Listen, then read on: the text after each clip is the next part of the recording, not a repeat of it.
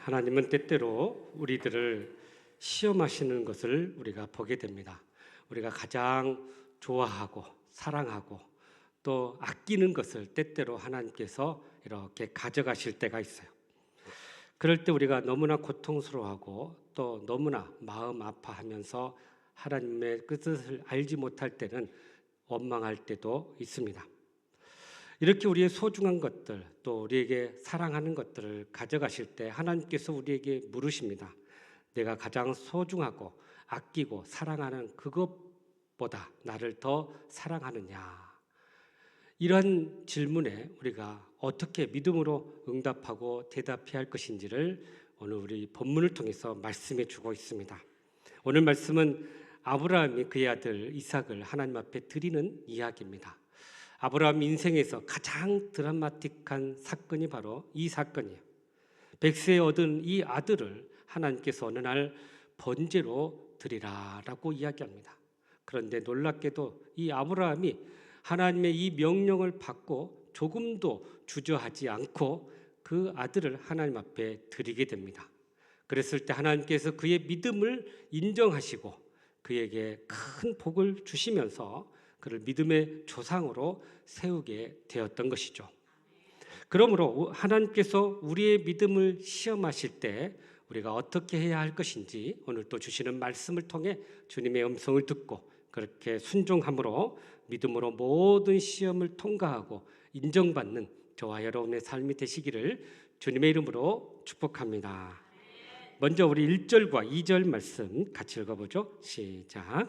그 일 후에 하나님이 아브라함을 시험하시려고 그를 부르시되 아브라함아 하시니 그가 이르되 내가 여기 있나이다. 여호와께서 이르시되 내 아들 내 사랑하는 독자 이삭을 데리고 모리아 땅으로 가서 내가 내게 일러준 한 산 거기서 그를 번제로 드리라. 아멘. 자, 우리가 여기서 눈여겨볼 단어가 하나 나오는데 시험이라는 단어예요. 하나님께서 아브라함을 시험하시려고 그렇게 그의 아들을 번제로 드리라라고 이야기합니다. 하나님에 대한 많은 수식어가 있지요.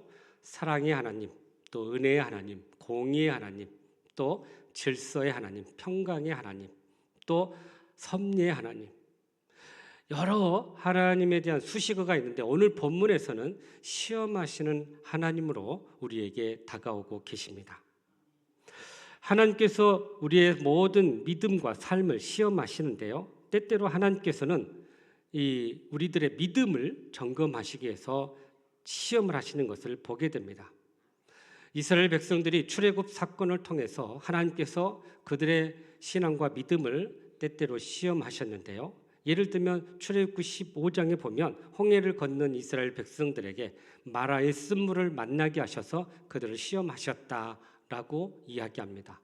또 16장에 보면은 하나님께서 만나를 내려주셨는데 이것을 매일매일 주시다가 안식일에는 주질 않으셨어요. 그래서 안식일을 범하지 않도록 하셨는데 이것도 하나님께서 그들의 믿음을 시험하셨다라고 이야기합니다.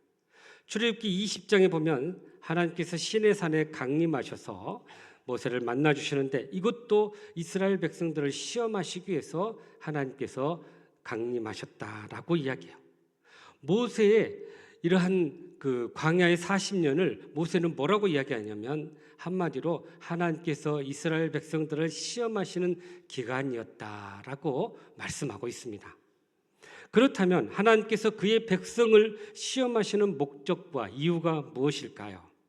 하나님이 주신 시험 두 가지가 있는데요. 하나는 우리들의 믿음을 더 강화하고 훈련하기 위해서 주는 시험이 있습니다.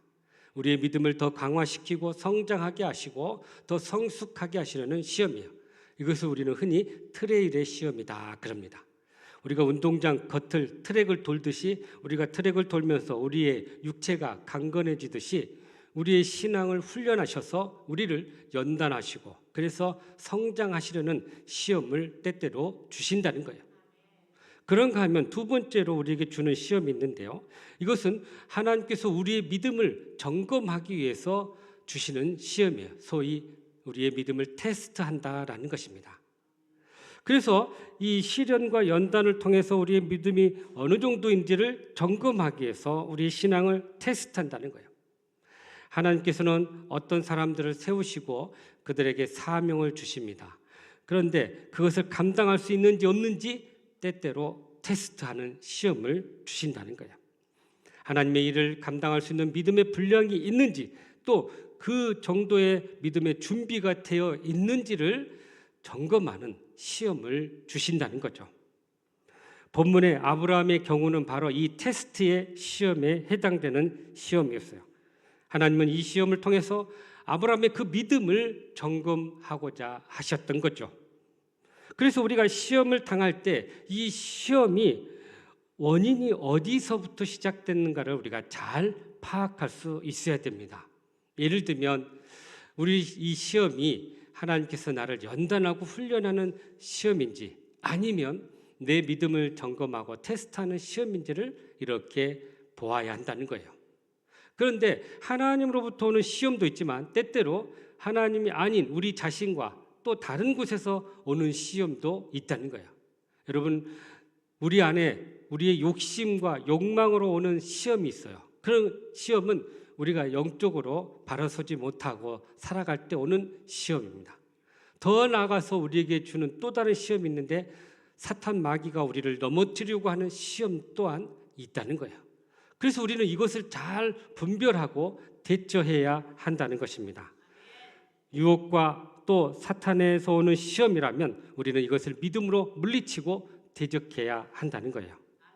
그런데 하나님이 주신 그런 시험은 그럼 우리가 어떻게 대처해야 될까요? 아까도 얘기했지만 하나님이 주신 시험 중에 우리를 연단하고 훈련하는 시험이라면 우리는 그것을 인내하고 그것을 잘 견뎌내야 한다는 것입니다. 그러나 우리의 믿음을 점검하기엔 시험이라면 그것은 우리가 순종함으로 나아가야 한다는 거예요. 오늘 본문에 아브라함이 바로 이 믿음의 시험을 받으면서 하나님 앞에 순종함으로 그가 하나님께 인정받는 그런 모습을 보여주고 있다는 것입니다. 사실 아브라함의 인생을 보면요, 시험의 연속이라는 것을 우리가 알게 됩니다. 하나님께서 그를 처음 부르셨을 때 본토 친척 아비의 집을 떠나라 그랬어요. 이것은 엄청난 시험이에요. 자기의 안정된 터전을 떠나야 한다는 것은 엄청난 도전인 것입니다. 그러니 이것을 믿음으로 받아들이지 않으면 이러한 믿음의 순종이 어렵다는 것을 우리가 알게 돼요. 그런데 아브라함의 시험이 여기서 끝난 게 아니라 하나님께서 인도하시는 가나안 땅에 들어갔는데 그 땅에 기근이 왔어요. 어쩔 수 없이 식량을 얻으려고 애굽으로 내려간 것입니다. 그런데 애굽에 내려가서 그곳에서 많은 또 시험거리를 만나게 돼요. 죽음에 대한 두려움 때문에 자기 아내를 누이로 속이게 돼요. 그런 가운데서 하나님의 도우심을 통해 그곳에서 다시 나오게 됩니다. 하나님께서 약속하신 자녀를 얻지 못하자 하갈의 뜻을, 자기 아내의 뜻을 받아들여서 하갈을 첩으로 받아들여요. 그리고 이스마엘을 낳게 돼요. 이것도 하나님에 대한 시험이었어요.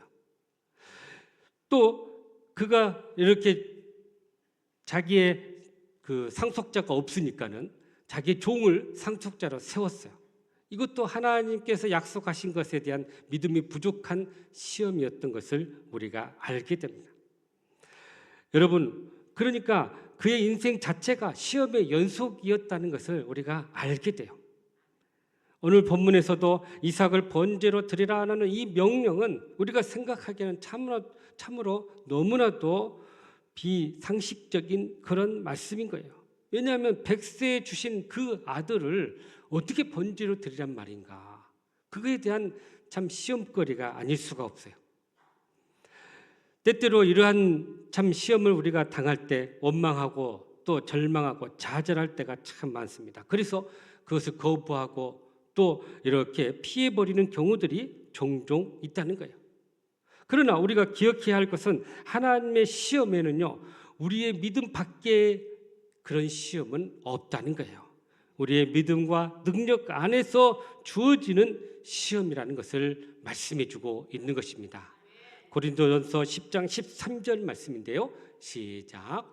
사람이 감당할 시험 밖에는 너희가 당한 것이 없나니 오직 하나님은 미쁘사 너희가 감당하지 못할 시험 당함을 허락하지 아니하시고 시험 당할 즈음에 또한 피할 길을 내사 너희로 능히 감당하게 하시느니라.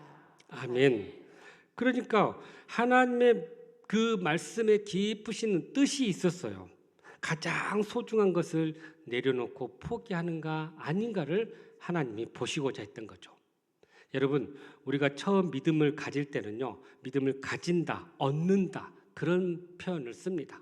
그런데 우리의 신앙이 성장하고 성숙해지면요, 믿음의 단계가 어디까지 올라가냐면 비우는 단계, 포기하는 단계에 이르게 된다는 거예요.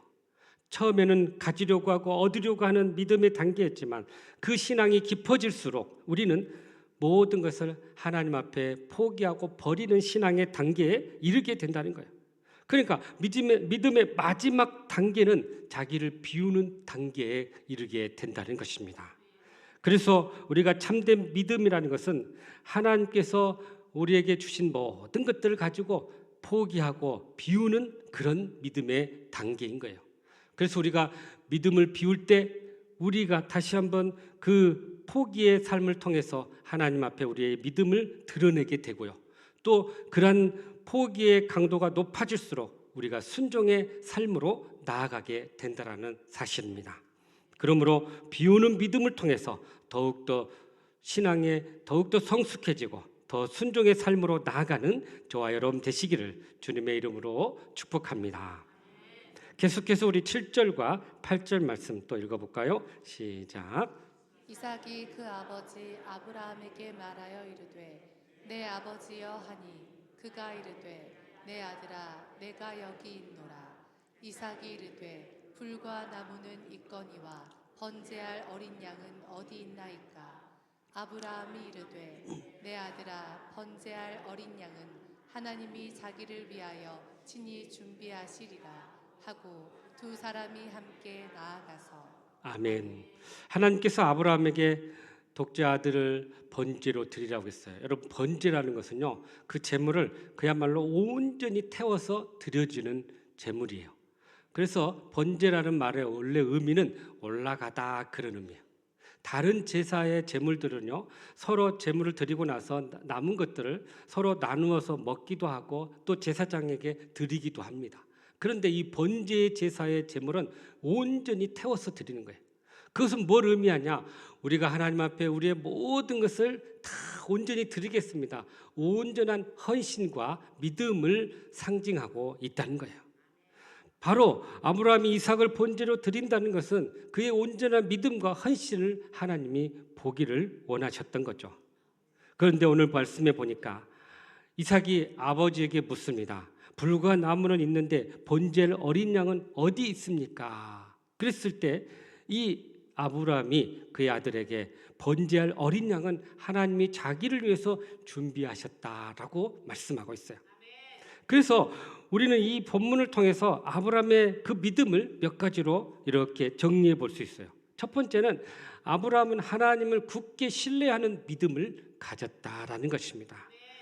아브라함은 하나님이 준비해 주셨다라는 그 믿음을 가지고 있었어요. 그래서 이삭을 제물로 드리지만 하나님의 신뢰가 변하지 않았다는 것입니다. 여러분, 우리가 읽은 본문 5절에 보면 아브라함이 종들에게 산 밑에서 한 말이 나옵니다. 같이 한번 읽어보죠. 시작. 이제 아브라함이 종들에게 이르되 너희는 나귀와 함께 여기서 기다리라. 내가 아이와 함께 저기 가서 예배하고 우리가 너희에게로 돌아오리라 하고. 아멘. 자, 이 종들에게 위에 올라가서 제사를 드리고 올 테니까 여길 기다려라. 그런데 이런 표현을 쓰고 있어요. 혼자만 오겠다 아니라 이 아이와 다시 돌아오겠다 이런 표현을 쓰고 있어요. 그러니까 겉으로는 이렇게 보면 다시 온다고 하지만 사실은 이 아이를 번제로 드려야 되는데 혼자 올 수 없는 상황이잖아요. 그러니까는 그 말 안에는 아브라함이 하나님에 대한 신뢰의 마음을 갖고 다시 둘 다 올 것이라는 믿음을 이렇게 종들에게 고백했다라는 것입니다. 여러분, 하나님께서 약속의 아들을 주셨는데 어떻게 번제로 드린단 말일까? 기존의 하나님의 모습과는 전혀 다른 모습이라는 거예요. 여러분, 원래 하나님은 성경에 보면 한 번도 인신 제사를 드려라 하는 곳이 없어요. 그러니까 사람을 제물로 드리라는 것이 한 번도 나오지 않습니다. 바로 이 부분만 한 번 나오는데, 근데 그것을 원해서가 아니라 아브라함의 믿음을 시험하기 위해서였던 거죠. 그러니까 하나님은 이전에 그런 말씀도 없으셨고 또 지금도 이후로도 이러한 인신 제사를 결코 원하지 않는다는 것입니다. 무엇보다도 하나님께서 이 약속의 자녀를 통해서 큰 민족을 이루겠다고 하는데 이 아이를 이렇게 죽게 만드니 그러면 그 약속이 어떻게 이루어지겠습니까? 이렇게 앞뒤가 맞지 않는 말씀을 이렇게 하신다 할지라도 아브라함은 결코 하나님에 대한 흔들리지 않는 믿음을 가지고 그렇게 하나님의 말씀 앞에 서게 되었다는 사실입니다. 두 번째로 아브라함에게서 발견되는 믿음은 성숙한 믿음, 그런 즉각적인 순종의 믿음을 우리가 보게 돼요. 왜냐하면 하나님께서 말씀하신 그 말씀을 받고 나서 아브라함이 그것에 대해서 고민하거나 갈등하거나 그래서 그것에 대해서 거부하는 그런 모습이 전혀 나오지 않아요. 하나님의 말씀을 받자마자 바로 그 다음날 이른 아침에 종들과 함께 그렇게 하나님이 지시하는 땅으로 가셨다는 사실이에요.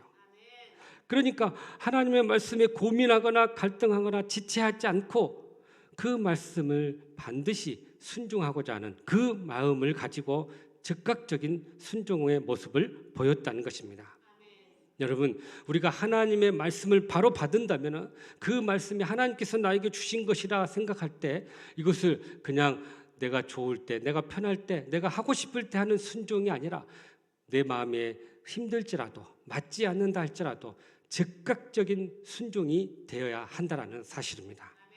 때때로 이렇게 봉사자들을 찾으면서 이렇게 봉사자들을 세울 때요, 제가 기도하면서 이렇게 권면을 합니다. 그러면 어떤 분들은 바로 순종하고 받아들이는 분가 있는가 하면 어떤 분들은 그것을 자꾸 거절하고 또 이렇게 여러 가지 이유를 대고 못한다고 해요. 그런데 이것이 정말 하나님께서 나에게 주신 말씀이라면 이것을 그렇게 쉽게 거절할 수 있을까? 하나님이 주의 종을 통해서 말씀하신다면 이것이 하나님의 음성으로 들려질 때 그것을 거부하거나 또 멀리에서는 결코 안 된다는 거예요. 가장 이것이 하나님께서 나에게 주신 말씀이다. 가장 먼저 그것을 받아들이고 또 그것을 가장 우선순위로 두어야 한다는 거예요. 그것을 할 수 없는 모든 환경들을 다 치워내야 된다는 거예요. 그럴 때 그의 믿음이 더 성숙해지고 더 하나님 앞에 귀하게 쓰임받는 삶이 될 줄로 믿습니다. 아브라함을 보십시오. 이 명령을 받을 때 사라하고 상의하지도 않았고 또 이 종들에게 그 내용을 이야기하지도 않았어요. 만약에 이들에게 상황을 설명했다면요, 사라가 얼마나 반대했을까요? 또 종들이 이렇게 같이 따라와서 그 제사 드리는 모습을 볼 때, 자기 아들을 죽이려 하는 모습을 볼 때 종들의 반응이 어땠을까요? 아무래도 아브라함의 몸을 붙잡고 말렸을 거예요.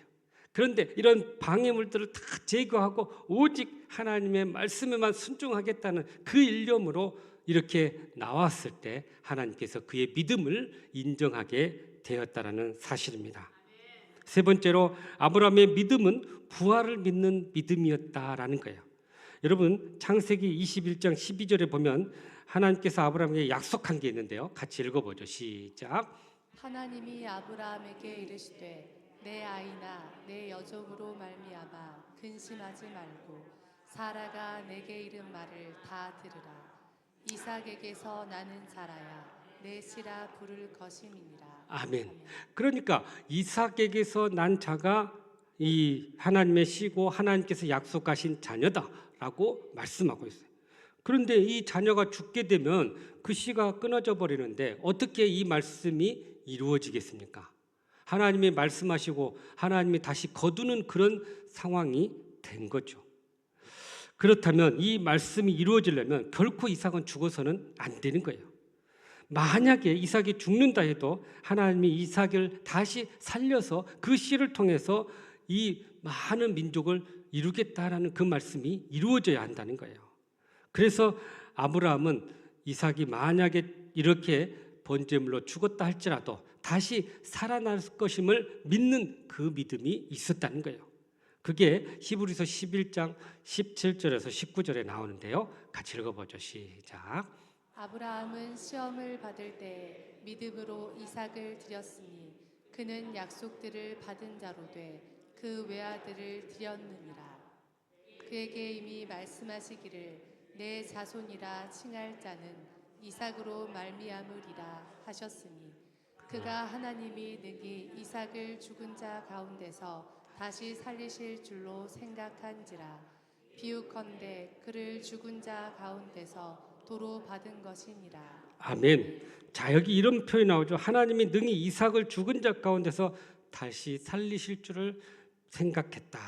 그러니까 이 약속의 아들이 살아야 그 아들을 통해서 큰 민족을 이루는데, 설령 이 아이가 죽었다 할지라도 하나님께서 이 아이를 다시 살려서 하나님의 약속의 말씀을 이루어 가실 것이다라는 그 확신을 갖고 있었던 거예요. 다시 말해서 이삭은 약속의 아들이고 그가 제물로 드려지지만 설령 죽었다 할지라도 다시 살아날 것이라는 소망을 갖게 된 것입니다. 이것이 바로 부활신앙이에요. 여러분, 부활신앙이 어떤 걸까요? 죽어도 다시 살고 실패해도 다시 일어나고 어려워도 다시 일어나 승리하는 것이 부활신앙입니다. 바로 아브라함이 이 믿음을 소유했기 때문에 그 아들이 죽었다 하더라도 다시 살아날 것이라는 소망을 갖게 된 것입니다. 그러므로 우리가 아브라함처럼 하나님을 굳게 신뢰하는 믿음을 가지고 약속의 말씀을 굳게 믿고 그 부활신앙으로 모든 시험에서 승리하는 저와 여러분 되시기를 주님의 이름으로 축복합니다. 마지막으로 우리 12절 13절 말씀이네요. 시작. 사자가 이르시되 그 아이에게 내 손을 대지 말라. 그에게 아무 일도 하지 말라. 내가 내 아들 내 독자까지도 내게 아끼지 아니하였으니 내가 이제야 내가 하나님을 경외하는 줄을 아노라. 아브라함이 눈을 들어 살펴본즉 한 순양이 뒤에 있는데 뿔이 숯불에 걸려 있는지라. 아브라함이 가서 그 순양을 가져다가 아들을 대신하여 번제로 드렸더라. 아멘. 아브라함이 하나님의 명령을 받고 지체하지 않고 거침없이 순종하는 모습을 보면서 하나님께서 그를 기뻐하셨어요. 그런데 오늘 말씀을 보니까 이렇게 이삭을 결박하고 하나님 앞에 드리려고 하는 그 순간에 하나님의 사자가 그걸 막는 것을 보게 됩니다. 그런데 여러분, 그 아버지의 그 아들이라는 것을 우리가 이렇게 느끼게 되는데요. 그를 결박하고 제단 위에 눕히는데도 전혀 반항하거나 그것에 저항하는 모습이 전혀 없다라는 사실이에요. 그래서 유대 랍비들이요, 이때 이삭의 나이가 도대체 어느 정도인가 하고 이제 유추를 했는데요. 어떤 분들이 이삭의 나이를 37세로 이야기합니다. 왜 그럴까? 왜 그런 근거를 뒀냐? 사라가 이 일을 겪고 나서 그 충격으로 죽었다는 이야기예요. 그러니까 사라가 90세에 아들을 낳았고 127세에 죽었으니 이삭의 나이가 바로 37세다 이렇게 주장을 하죠. 그런가 하면 어떤 학자들은 이삭의 나이가 17살에서 20살 사이이다. 왜요?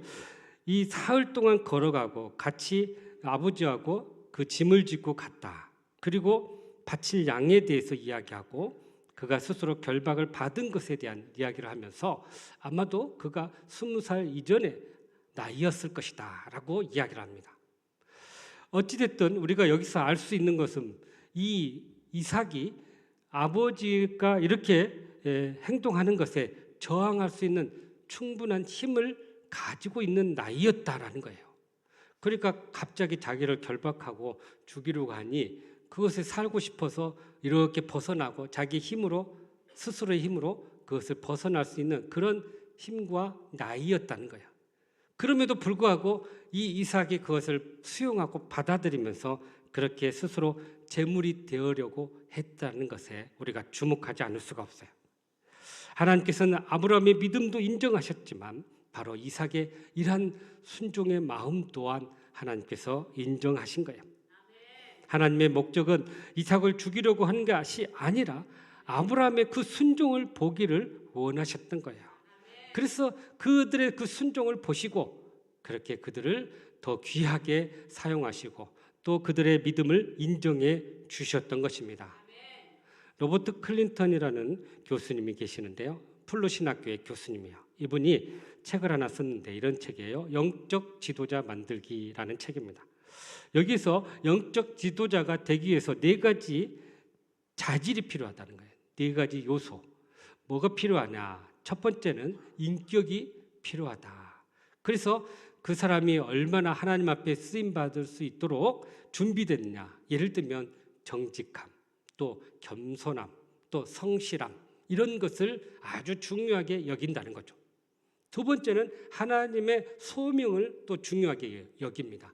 하나님께서 우리를 부르셨다면 반드시 하나님의 일을 맡기시려고 부르셨다는 거예요. 그래서 소명은 사명으로 연결될 수밖에 없다는 거죠. 그래서 우리를 부르시고 자녀 삼아 주셨다면 반드시 우리에게 사명을 주신다는 거예요.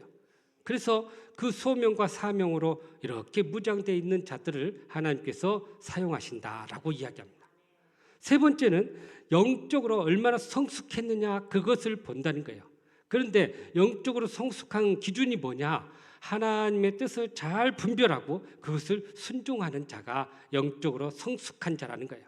하나님의 말씀을 통해서 하나님의 뜻을 헤아리고 그 뜻에 순종하는 자가 결국 성숙한 믿음을 가진 자다. 그래서 하나님의 뜻을 분별하고 그것에 순종하는 자가 바로 영적 지도자로서의 중요한 자질이라는 것입니다. 마지막 4번째는 그 일을, 그 사명을 감당할 수 있는 여러 가지 기술을 의미하고 있어요. 그래서 예를 들면 지도자로서 의사소통 능력, 또 여러 가지 문제 해결 능력, 또 조직을 관리할 수 있는 능력 이런 것들을 요구하고 있다는 거죠. 그래서 이러한 것들이 준비되었을 때 하나님께서 그를 통해서 지도자로 세우시고 그를 통해서 일하신다라는 것입니다.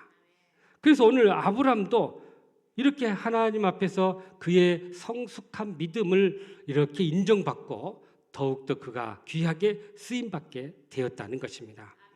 여러분, 우리의 믿음이 바로 아브라함의 믿음 정도 우리가 성장해야만이 그렇게 하나님께 귀하고 하나님 앞에 영광이 되는 그런 삶으로 살아가게 된다는 거예요. 그랬을 때 하나님께서 이 아브라함에게 어떤 복을 주셨는지를 우리가 알 수 있는데요. 우리 14절 말씀 한번 보시죠. 시작. 아브라함이 그 땅 이름을 여호와 이레라 하였으므로 오늘날까지 사람들이 이르기를 여호와의 산에서 준비되리라 하더라. 아멘. 자, 이렇게 여호와 이레 하나님이 준비하시는 그런 은혜와 축복을 누리게 된 것입니다. 그의 삶 가운데 하나님께서 이렇게 살아계시고 역사하시는 것을 직접 목격하게 돼요. 그래서 순양을 통해서 대신 자신의 아들 대신에 이 순양을 제물로 드리게 된 것이죠. 여러분, 이렇게 하나님 앞에 쓰임 받는 것 자체가 얼마나 큰 기쁨이고 은혜이고 축복인지 모릅니다. 그래서 아프리카 선교의 영웅이었던 찰스 스터트 선교사가 하나님의 부름을 받기 전에 이런 말을 남겼어요. 예수 그리스도가 나를 위해 십자가에 못 박혀 죽은 것이 사실이라면 나의 희생과 헌신은 헌신이라고 할 수 없다. 나는 이렇게 사는 것이 그저 감사할 뿐이다 라고 고백했습니다. 그러니까 하나님 앞에 쓰임받는 것 자체가 감사이고 은혜이고 축복이라는 거예요.